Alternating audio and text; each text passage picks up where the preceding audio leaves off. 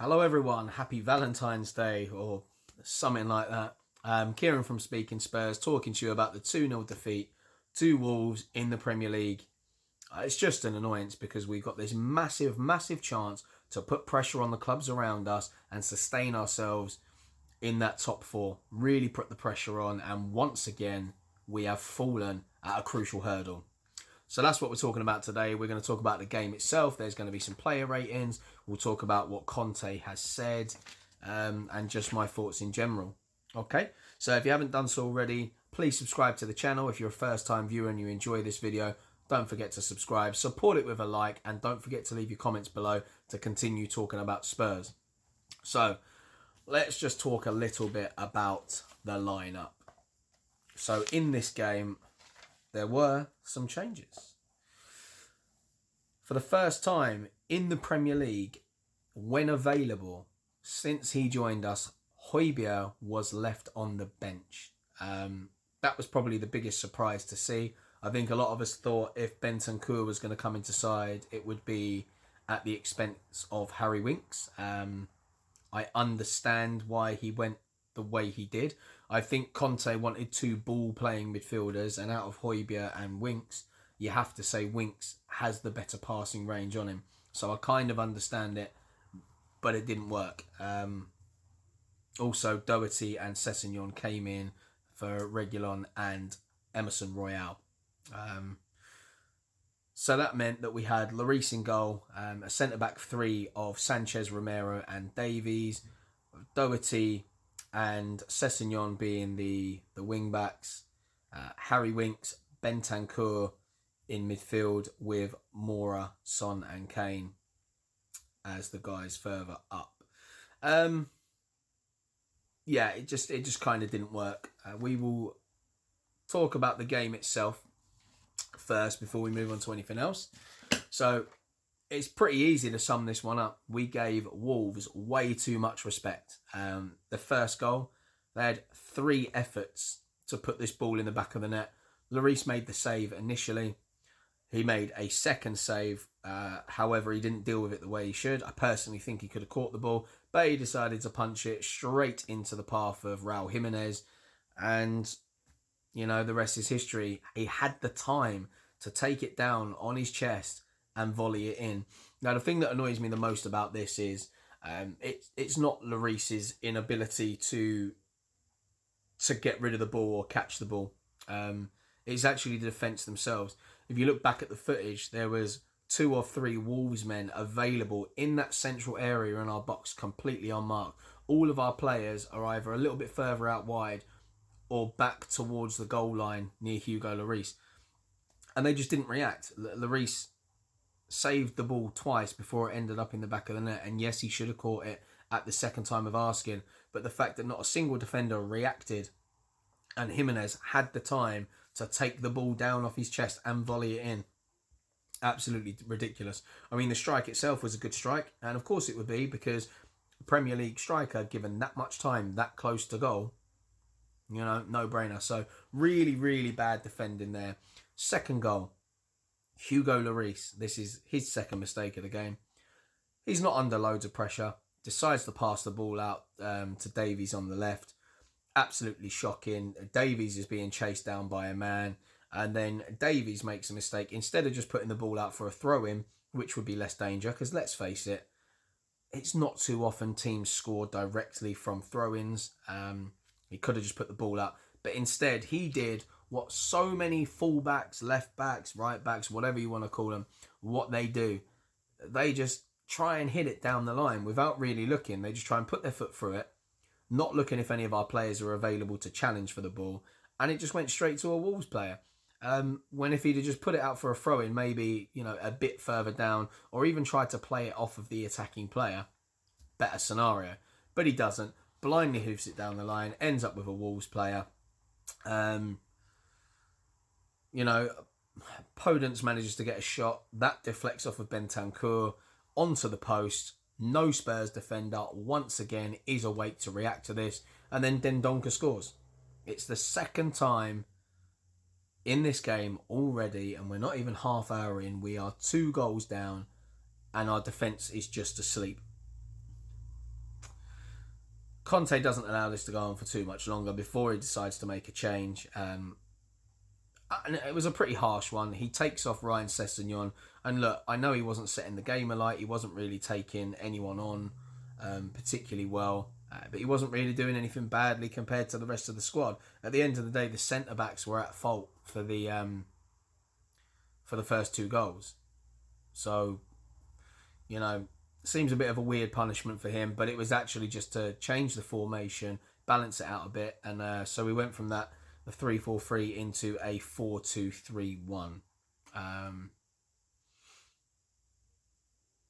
And it worked to an extent. So off comes Sessegnon and he has to make this long, slow trudge around the pitch for Kulusevski to come on. And that was on 28 minutes. But you know what? It did serve a purpose. We looked more comfortable. All of a sudden we started having more possession in the game because Wolves had completely dominated it. We were passing the ball about better.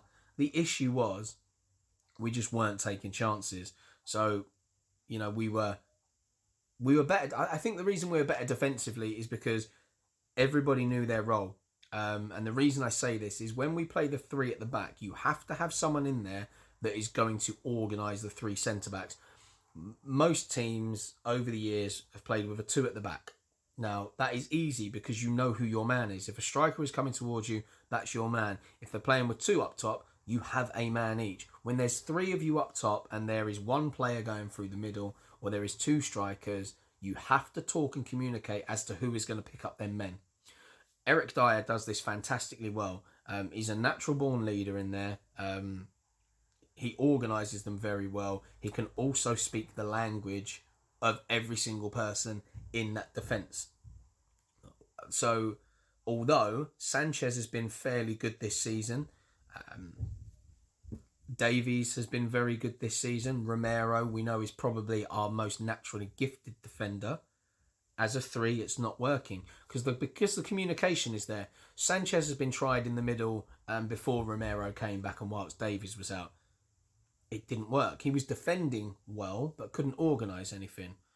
Davies, we know, is never going to play in that middle. Rodon is meant to be the backup there, but I still don't get why he's not playing. It just looks to me like Conte doesn't fancy him.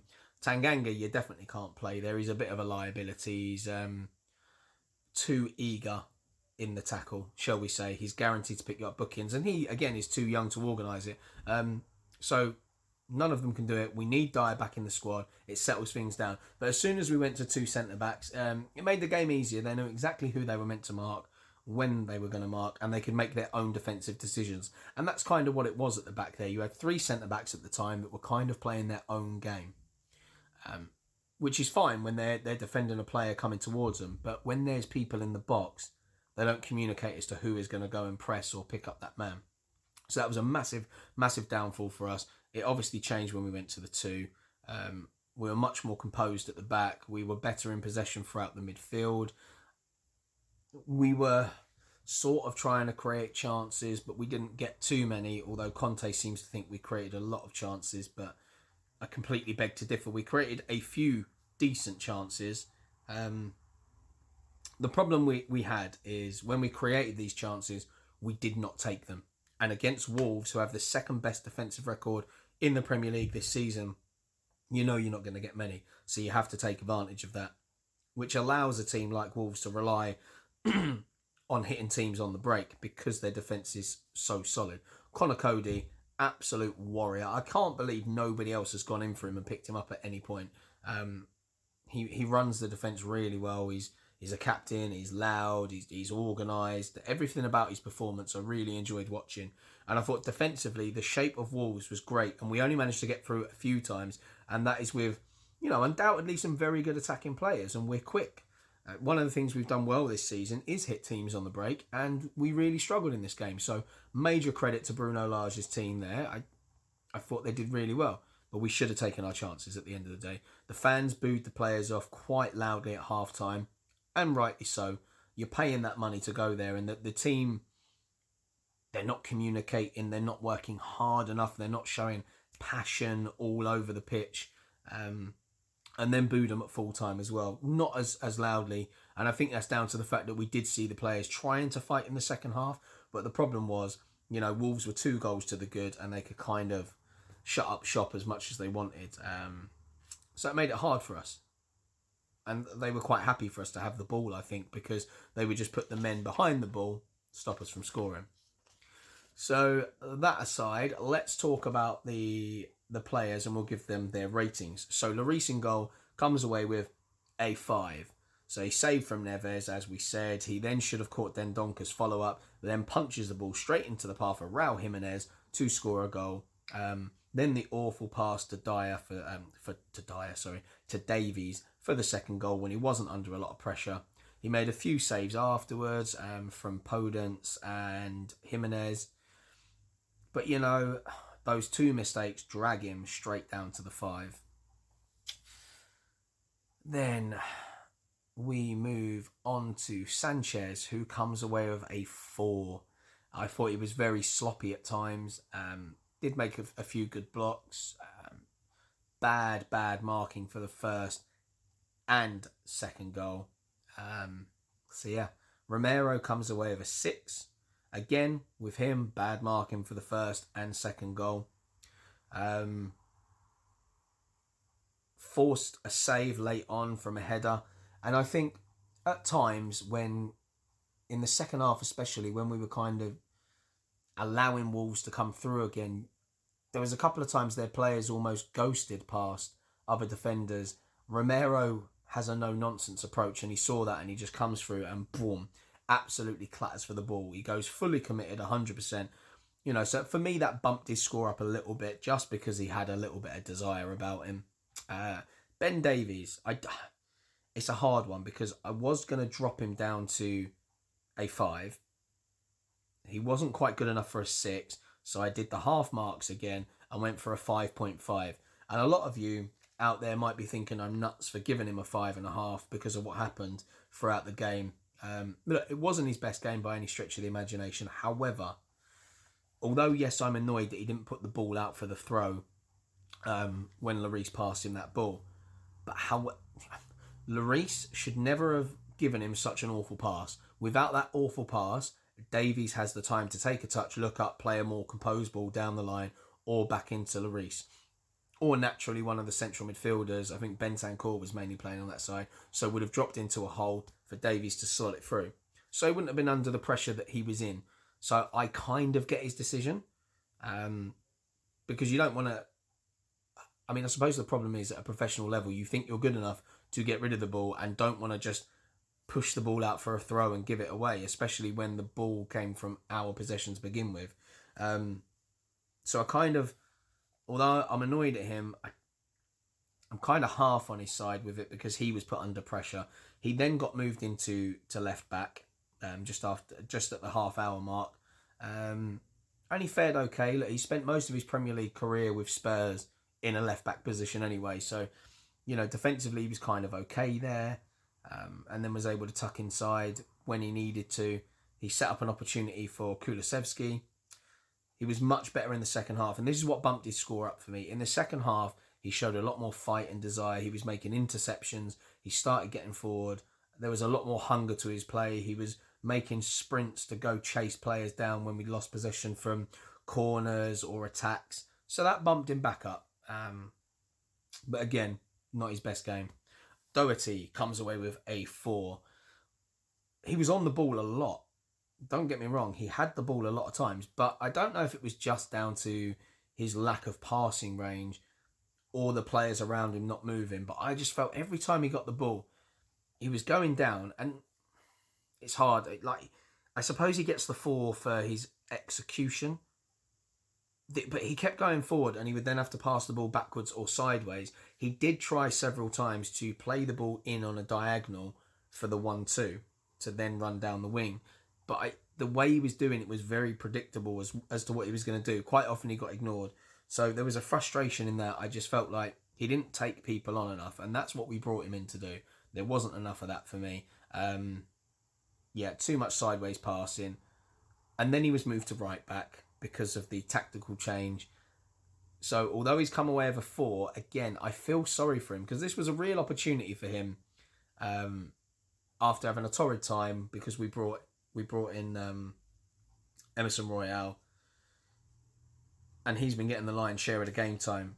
So the reason I feel sorry for him is because he spent a few games where he was forced to go out and play on the left, which we know is not his position. I don't know why Conte was doing it. And then Conte makes a tactical change and he has to play right back, which we know is not his most natural position. He's much better as a right wing back. So he only got to do that for 28 minutes. And this is why his score is kind of unfair, but based on the performance was there, that's what you have to take it off. So do apologise. Ryan Sessegnon on the other side also comes away with a 4. I know a lot of scores are going around where they've given him a 3, but I think it's harsh. He was only on for 28 minutes. It's not really his fault he was taken off. It was for tactical reasons. At 2-0 down, Conte actually spoke to him just before he went and put himself back on the bench after his long trudge around the pitch. And you got to credit the fans. A lot of them were applauding him on the way round. It's been a really hard time for the guy. He's had a few injuries. He's had a loan spell. He's got Reguilon in front of him, who we obviously brought in from Real Madrid. So it's been a really, really hard time for him. He obviously got sent off in the Europa Conference League game when he was given a chance. I mean, I don't know what this guy needs to boost him, but it's just not coming. Moving on to the midfield. So Winks, he comes away with a 5. A game of 2 halves for him. I thought in the first half he wasn't great. He was very passive, made some mistakes under pressure. In the second half, completely different player. Although he wasn't amazing, he was much better in the second half. His passing range certainly improved. He had the half volley, which was deflected onto the post, and he hit that with a decent amount of venom. Some very clever reverse passing. But, because he was so bad in the first half, that's why he's come away with a 5. Bentancur comes away with a 6. He adds a bit of composure to the midfield. I think the problem is, Højbjerg or Skip certainly add that defensive guile to it. I get what Conte wanted to do with these two partnering each other. They are both ball-playing midfielders. We should have had the quality in our defence to deal with Wolves, which would have allowed Winks and Bentancur to run the game. It just didn't happen at all for them. Bentancur played a lovely ball for Son, and that was majorly down to Son's run. Bentancur, clever, he had his head up and was waiting. Son made that beautiful run. Bentancur plays it through the channel. We know what happened after that, which we'll talk about when we talk about Sonny. However, still some sloppy passing from Bentancur. Second yellow card in 3 games, and I did warn you that he's likely to pick up bookings. He did at his time in Italy. So that's not great to see. And one of the better players on the day. Lucas Moura, a 4. He was good for about 15 minutes in this game. He was running well with the ball, running at players. But then he was pretty much poor after that. All the runs he was making, he ended up going past 2 players. Then he'd get to the third and either be tackled or he'd try and make a pass and the execution would be really poor. So just a typical Lucas Moura performance that he would have on a bad day. Sonny also comes away with a 4.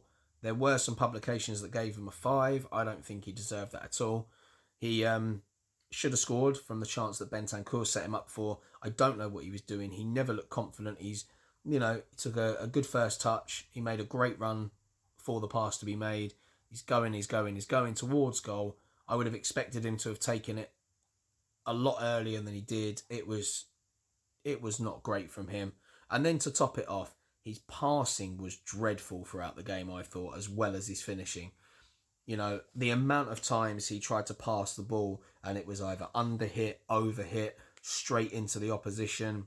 I just wasn't impressed at all. The only thing good about his game was his ability to try and run the channels. And that was it. Right, he had a couple of decent runs with the ball, but nothing spectacular. He is not himself at the moment. He's going through a bit of a blip like Kane did at the beginning of the season. But I don't understand why with Sonny. It's not like he was pushing for a move in the summer or anything and it got turned down. So I don't understand the slump. I'm a little bit annoyed, actually, that he wasn't substituted himself. I think that's more down to the lack of substitutes on the bench to choose from.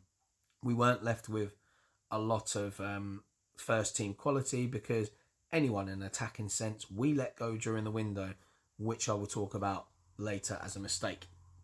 Then Harry Kane comes away with a 5. He actually tried everything he could. He was working hard. However, first half he was extremely isolated, got no support whatsoever.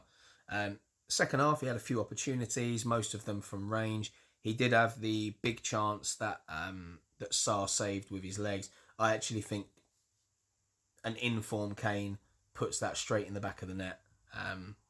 And that was pretty much his game. So let's talk about the substitutes. Kulusevski comes on the 28 minutes to replace Sessegnon. He comes away with a 5.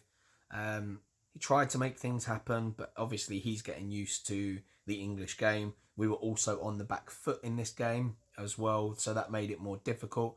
He played a good pass for Sonny in the second half.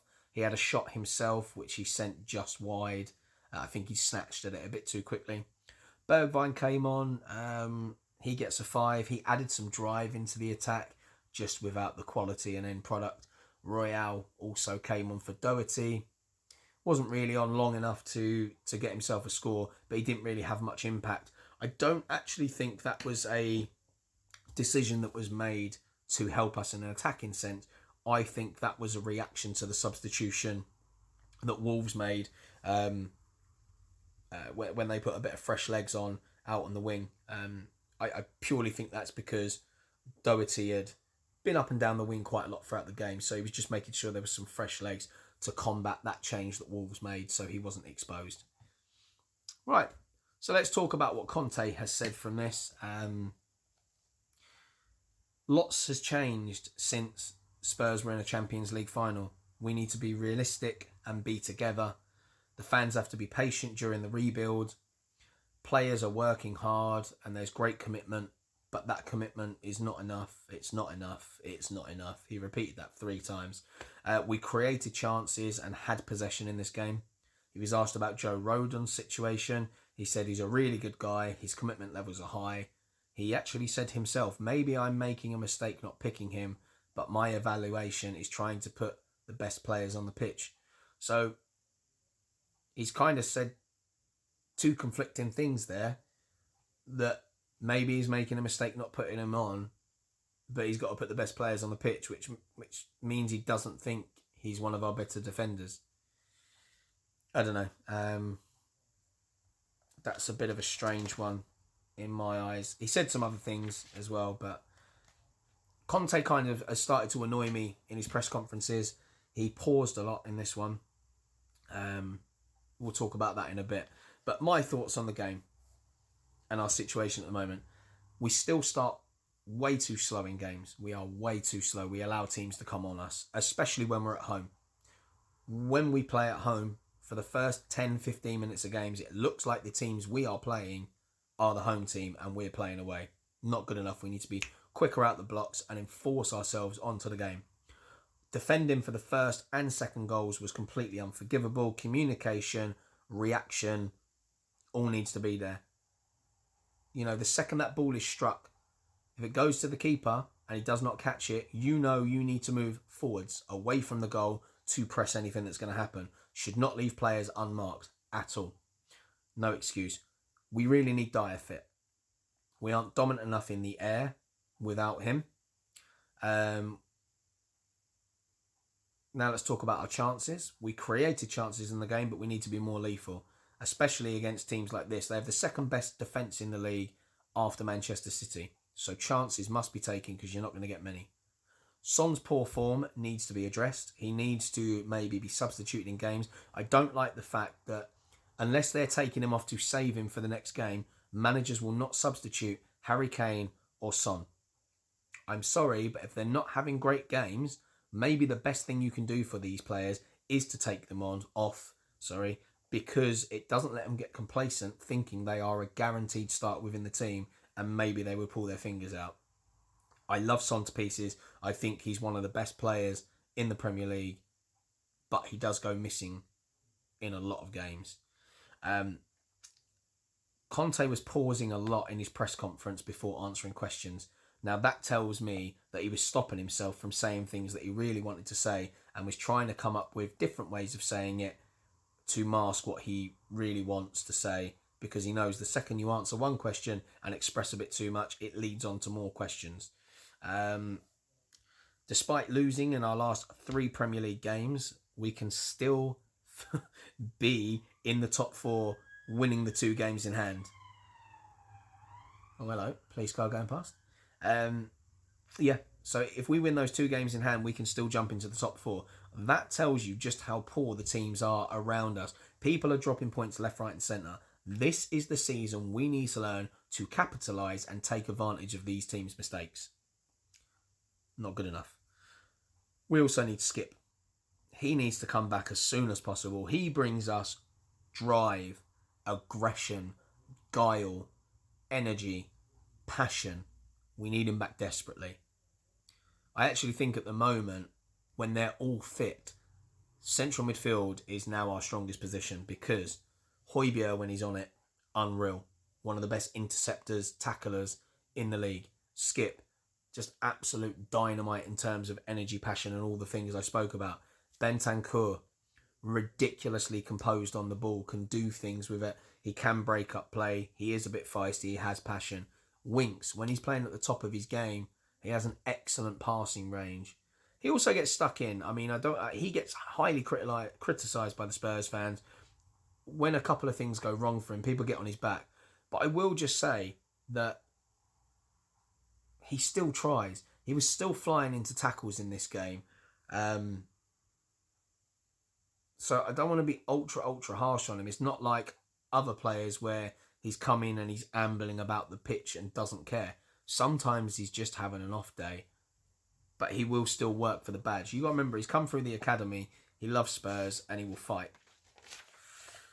So, where does that leave us?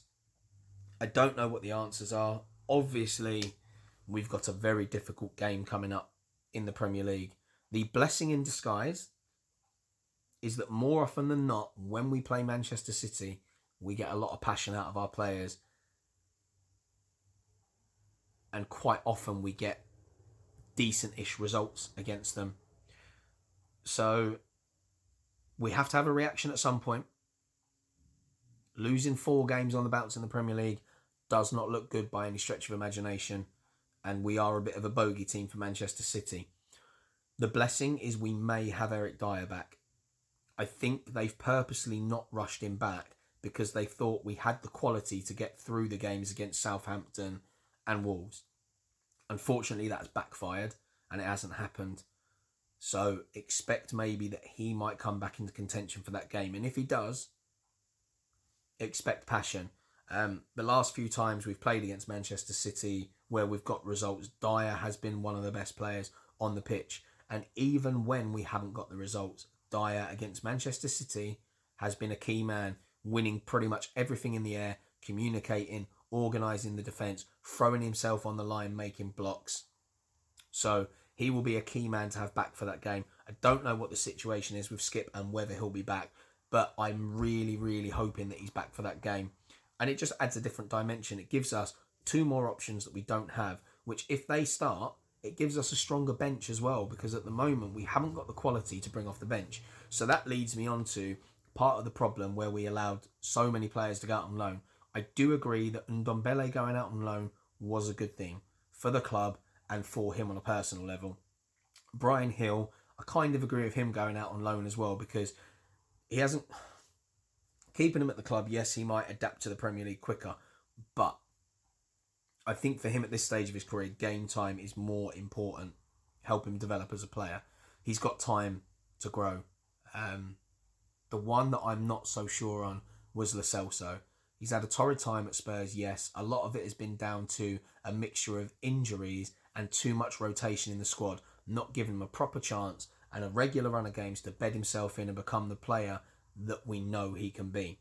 So I think he would have been a good option to keep. And if you have a look at any of the guys out on loan, you will see already that Lo Celso's quality is evident. I know it's La Liga, it's not as good as the Premier League. He played against Real Madrid. They're not exactly a rubbish team, and he played well. So I think that one might have been a mistake.